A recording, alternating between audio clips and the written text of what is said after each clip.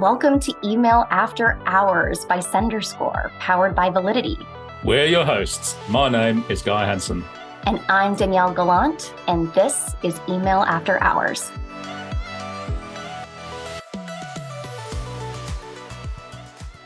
Our listeners know that email marketing requires attention to detail, skill, and finesse to ensure that every element within an email campaign perfectly captures your brand's tone and the attention of your target audience. So whether you're deciding on the best images to use or workshopping the catchiest hook for a subject line, there are so many things to consider. And it can be tough to keep all of those various parts of an email template straight. That's why we're very excited to break down the anatomy of a successful email with our guest today.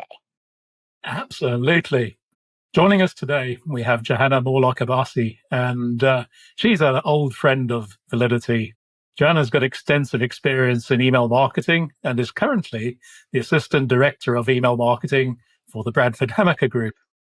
Johanna's joined us before on several of our State of Email episodes, and we're really, really excited to hear her expert tips and tricks on optimizing emails on Email After Hours today. So welcome to the show, Johanna. We're so glad to have you back with us today. Thank you, Guy and Danielle. I'm really excited to be here. And Johanna, I'm sure you've listened to an episode or two, faithful to the Validity content that you are. And so you'll know that we usually kick off every episode with an icebreaker question. And this is a new one, I think. And I am passionate about the answer to this one. So how many unread emails do you currently have? Are you an inbox zero person? I am an inbox zero person for Yes. work. So right now for work, I am zero. But in my personal inbox, I have 123,945 unread emails in my Gmail. So, oh, God. Bad. Yeah. Okay. 123,000. It gives me anxiety. It really does. But anyway, before we get into today's topic, can you give us a quick overview of your role as Assistant Director of Email Marketing at Bradford Hammaker Group? What sort of emails do you send, and what's a good measure of success for you, Johanna? Right. So I'm very fortunate because I get to nurture and build the relationships with our customers and prospects. And I get to have this one-on-one conversation with them. I get to send them beautiful, curated emails and get them to engage and get them to click through to come and see everything. And ultimately, I get to sell happiness. So, that's fun for me and very positive. And that's why I love what I do here. I send out transactional emails, as everyone knows what that is.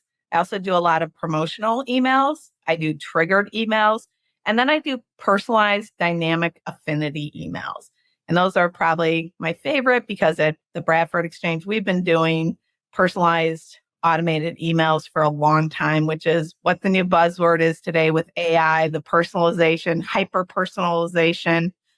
And what is a good measure of these success for my emails? It's really a lot of our KPIs, but the most important ones to me are the clicks, but especially mail to click through. So that's the number of clicks divided by our email quantity. And then our sales. Ultimately, what can we take to the bank? But I don't want to forget about my other important KPIs, which are our open rates, our conversions, the bounce rate, and then our unsubscribes. So those are really important. Johanna's paying attention to every aspect of these KPIs. And I know it because I think for the first time, or maybe one of the first times, I've worked with Johanna as much as Guy has. I feel like Guy always knows the guests intimately. But I do know, Johanna, that you completely respect the importance of good email content and, of course, making the most of, the email real estate in a mailbox. Like that's recognizable, friendly from names, attention-grabbing subject lines. The list goes on. But I guess that marketers think less about the more structural elements of an email. So, Johanna, could you walk us through the importance of structuring an email effectively, starting with the subject line and subheading? Sure. So the subject line and the pre-header are it's really the first exposure that your customers see in your email. They go to their inbox, they see the subject line, and then secondarily, they see the pre-header, which actually assists in getting them to open the email. Yeah. And how have you found given that you are so focused on these KPIs, that subject lines, even little nuances in the pre-header can have an impact on engagement rates or clicks for your customers? Absolutely. So we have tested over and over hundreds of subject lines and pre-headers. We've done complimentary ones. I mean, we've also had the subject line start and the pre-header finish the content within there. We call out urgency, which is very important. We use emojis, we use personalization. It's really the prelude to get them to open the email. And we don't have a lot of time. We can't use that many characters. So it has to be something hard and hitting and pulling on their emotional heartstrings to get them to click through. That's amazing. Now, every email, I guess it's got to have its own specific purpose, a raison d'etre, as our French colleagues might describe it. So let's talk a little bit about that, almost the USP of an email, its unique selling proposition. Sorry, audience, there's yet another acronym for all of you guys. So, Joanna, you know how important this is for an email campaign. Can you give us an example of a really solid email USP?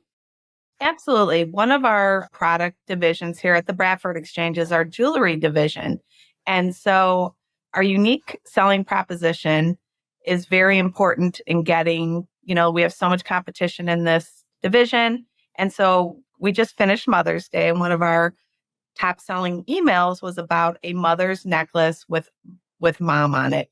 And our unique selling proposition was 2 genuine diamonds and 12 white topazes sparkling in a delicate necklace with an 18-karat gold-plated mom flower. Wow. I know that's a mouthful, but what's so interesting about this is that we called out the metals, we called out the gems, we talked about what's unique in this particular product, and really we were trying to influence and increase our customers' perceived value of this product by using this unique selling proposition.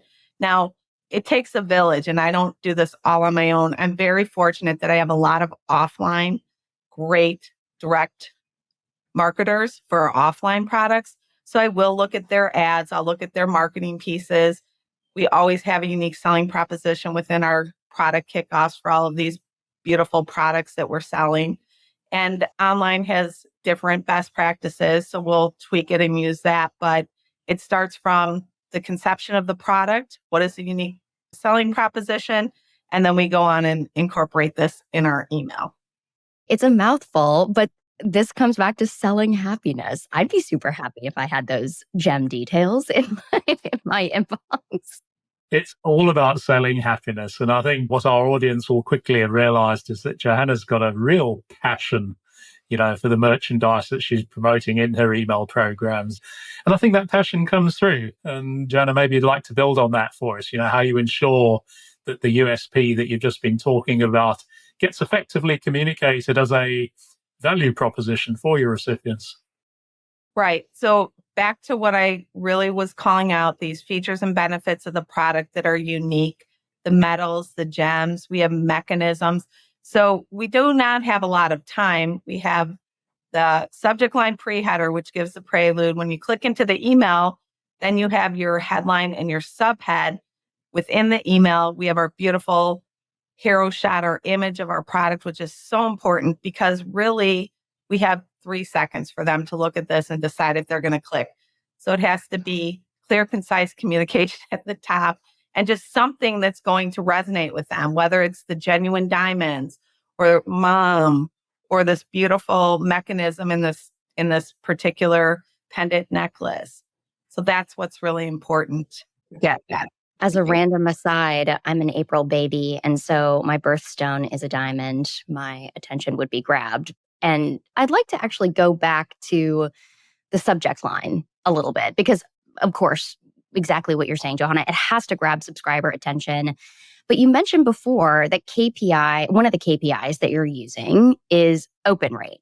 And we know that there have been some pitfalls with the open rate in the last couple of years. So when you're thinking about personalization And however that's being implemented, whether it's a subscriber name or even maybe a specific birthstone, if you happen to know that information, how does the open rate fluctuate for you? And how are you using the open rate now that it's a little bit less reliable? Right. So as we know, due to Apple MPP back in September of 21, we saw our open rates all inflated, correct, right? We all saw this and we had to then manage to the other KPIs. I always am interested in the open rates because it's directional. I see daily we use Salesforce Marketing Cloud, and I can see all of my metrics of how many total opens happened that day, the next day. And it's directional, but it's an indicator that I use to say, oh, okay, so more people opened it, more didn't. Today in 2024, I'm seeing our open rates coming back down to normal levels. That's what we're experiencing at the Bradford Exchange. It's directional for me. I look at it and then I look at it at each mailbox provider at that detail to see if I'm seeing a much lower open rate. I'm saying, wait a minute, something's going on in Gmail. Let's go and do a deeper dive because we use our beautiful platform Validity get all of our information. And it's really important to be looking at that daily and at that detail, that level of detail.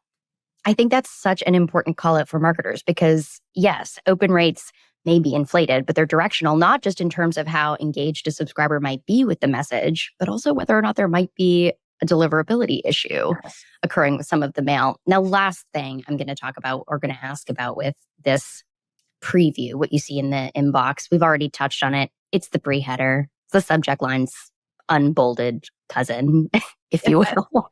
When we think about how a subject or a pre-header can complement the subject line, how do you do that? And do you pay equal attention to subject line and pre-header? Yeah, that's a great question, Danielle. I actually pay equal attention to both. The pre-header gives us, it's valuable real estate. It gives us that next chance to call out something to get them to work in concert with the subject line so that they open it. We can use it to pique their interest more. We put in urgency call outs to say last chance, limited value, expires today. And we personalize in the pre-header. And as we all know, in different mailbox providers, it all shows up differently. So we're very clear on in Yahoo how it looks versus Gmail versus AOL. And it's very important to us. And it does help our clicks and get them to open the email, we believe. Now, in past conversations, we've also talked about the many, many ways that you've experimented with calls to action, CTAs. So testing the language or the type of offer that's within the CTA button is certainly important. But how else can you ensure that a CTA is really compelling to your subscribers? Over the years, as you can imagine, we have tested every version of content, color, button size, animation. Every time, because we are direct marketers, we are always testing against our control, and Shop Now has never lost. We've tried different colors. So today our perfect control is a Shop Now button with an orange background, and it's a GIF and it's flashing. That is what works for the Bradford Exchange and then all of my other brands, Hamilton, Ashton Drake, our Canadian, and our Checks group. So this is where we continually test and we try to beat it, and we still haven't. And I'm talking just from the body of the emails over, right? Yeah. That's so interesting. I'm a sort of big fan of cognitive behavior, and the idea that a Shop Now in orange is so effective is interesting because orange is a happy color, so that it makes people feel good about themselves, and that certainly makes a load of sense to me. Guy, you're currently surrounded by orange. You're in an orange room. I don't doubt that this speaks to you. Yeah, it was actually purposely done. Some orange juice as well, yeah. So you kind of preempted my next question, Joanna. I was going to ask you what you thought worked best. So let me reframe that slightly and say, have you ever had any unexpected learnings with CTA testing, a sort of result that you weren't perhaps expecting to be as good or bad as it ended up being? During us losing Queen Elizabeth II back a few years ago, we were very thoughtful on how we were going out to talk to our customers. So what we did is we changed the set of Shop Now to learn more And we brought it down as a text link versus a button. Again, we have this great relationship from our Canadian business and just our European businesses.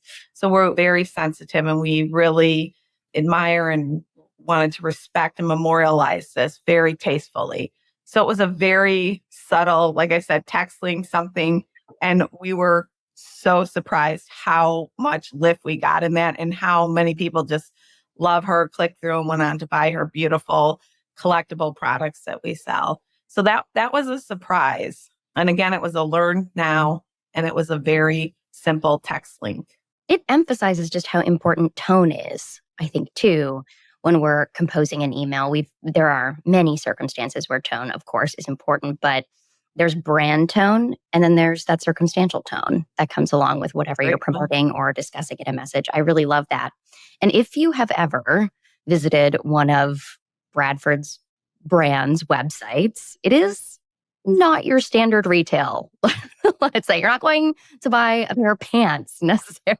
I wanted to say that there's another tone because, of course, if color's so important, then there's Pantone as well. There you go. Exactly. There is some seriously interesting stuff to buy. And we were just talking about, of course, how critical it is to have a visually appealing CTA, or at least one that resonates with your audience. But what about images? What are some key aspects that you consider when you're deciding which images to put in your messages, and how do you choose? Again, as I had mentioned earlier, I have the luxury of this wonderful smart offline team that are our product directors by each division, each product type. And we're an email marketer, we're a e-commerce site, and we have to have our products front and center. And everyone knows what a hero shot is. It's the main shot of the product. A lot of times we lead with that, and it just shows the product so beautifully, all of the details. Our products are curated, unique pieces of art in certain cases that we're showing, these artistic ones. And so you really need a great image. When you see our emails at the Bradford Exchange, the bulk of the email is an image. And that's really what we're trying to show. Picture speaks 1,000 words. You see that, it grabs your heart, and you click through. And I'll always, just because whenever we talk about a hero image on the professional services team, my team, we leverage predictive eye tracking tools to assess emails just for the cognitive and emotional responses that they elicit. And I'll always remember this webinar I watched a while ago that through predictive eye tracking just showed how much subtle differences can really influence the way that a subscriber engages with the message. And in this case, the example was an A/B test. Option A had the image of a baby or a toddler looking straight out toward the subscriber. And then option B had that same baby, but looking up toward the call to action. And subscribers followed the baby's gaze toward the CTA and were much more likely to engage with that button compared to when the baby was just staring straight at them. So have you, like you test other things, have you ever A/B tested images within the email? And are there any learnings from that? So we've done a lot of that over the years, especially in our Ashton Drake brand. We sell baby dolls. We sell unique curated pop type culture dolls. So it's a really fascinating group and it's great high quality. We've done many tests where we've shown the baby back farther, laying down in a lifestyle image, the baby's feet, the baby's hands, whatever the unique features of that baby in the email. And time after time, it's always the baby's face direct on versus the one with multiple images. I did not know that you were going to have a baby example to go with mine. That's amazing.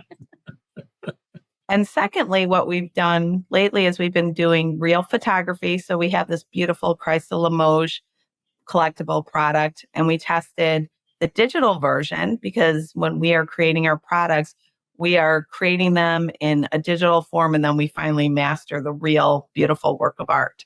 So initially we used the digital photography on the website, and we split it with the real photography of the Christ de Limoges versus the digital. And the real photography actually lifted click-throughs anywhere from 10 to 33% on our test, our validation test, and then our final validation test. Wow. So it's just interesting that just how clear and beautiful those products are and you can see them really helps to lift click-through rates. I'm going to tell you, Daniel, I think we need to have a word with our creative team. We need a baby on the sort of email after hours landing page, sort of looking at that sort of download now button. So, At the risk of being sassy here, Guy, I believe that past iterations of your headshot were essentially you as a baby compared to the bearded. so Sorry. enough about babies for that. I can't respond to that. Let's get back to testing. So we have talked about pretty much each and every element of an email. We've talked about headlines and subheaders, USPs, images, testimonials, CTAs, subject lines, pre-headers. And of course, the challenge is making sure that they're all working harmoniously together to deliver a cohesive and compelling message. All of that sort of touches on testing as well. So at the moment, Johanna, what are you testing? And perhaps even more importantly, how do you measure success? Well, currently, as we're always testing, we have a control and we have a set template where our emails start out with headline, subhead. We have this beautiful image that we've talked about. We go down to features and benefits that we're calling out if it wasn't called out in the headline for the unique value proposition. And then we come down and we include social proof. We include testimonials and we're testing, should it be with the same color? We call out the 5 stars and it's quotes around it. We've now tested into a headline of a very clear, concise one line of what the customer's saying in the testimonial. And then underneath it, we include the testimonial. So we're always making these little tweaks and testing to get to the best control email we can. That's what we're doing all the time.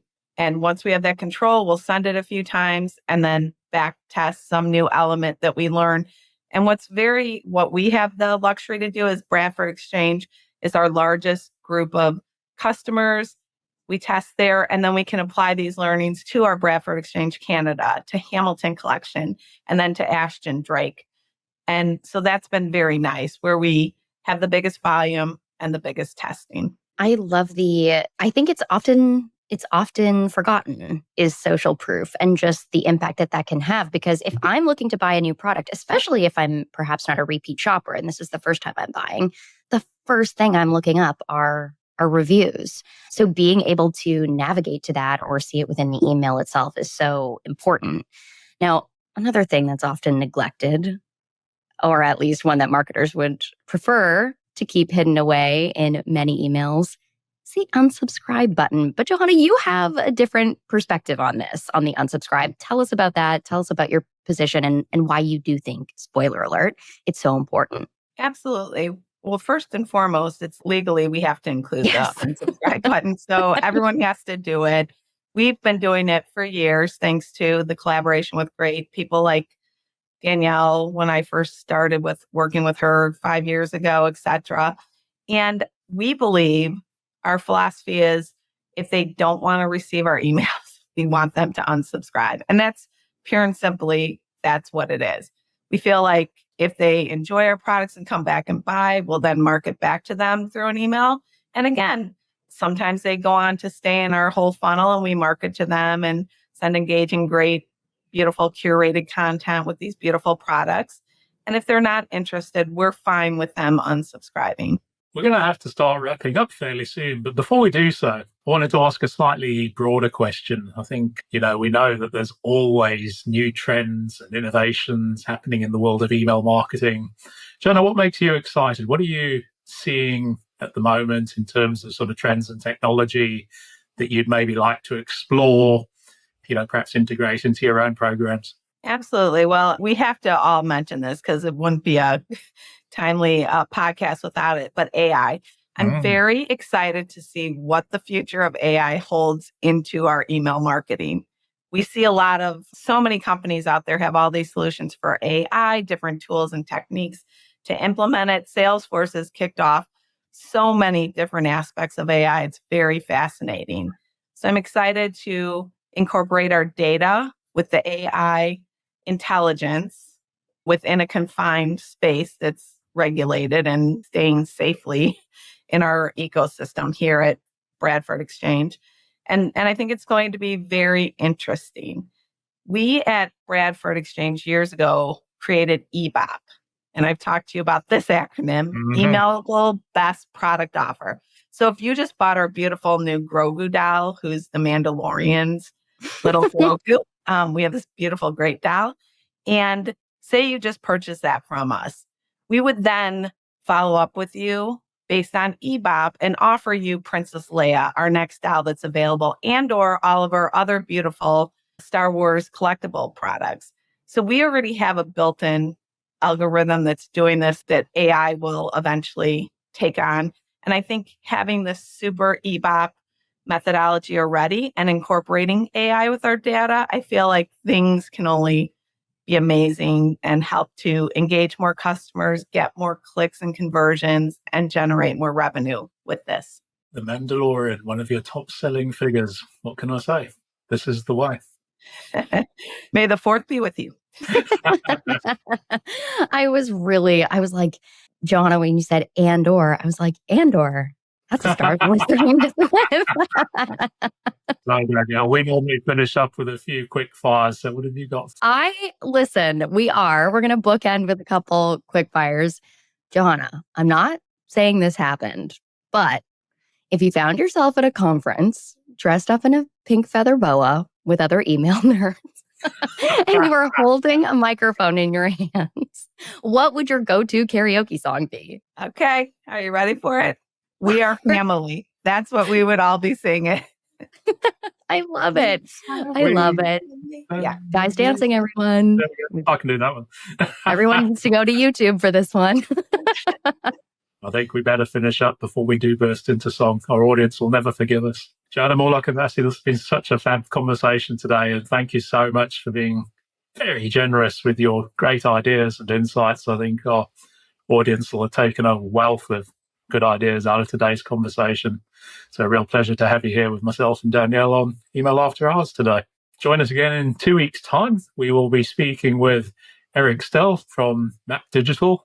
Going to be a really interesting conversation building on what Johanna just finished up there on the topic of artificial intelligence and email. It's going to be compelling listening. Don't miss it. See you again in 2 weeks' time. Bye for now. Be sure to tune in next time and hit subscribe so you don't miss any future episodes. And don't forget to visit senderscore.com for loads more great resources to help you become a stronger sender. To all you sleepless senders out there, thank you for joining us after hours and see you next time.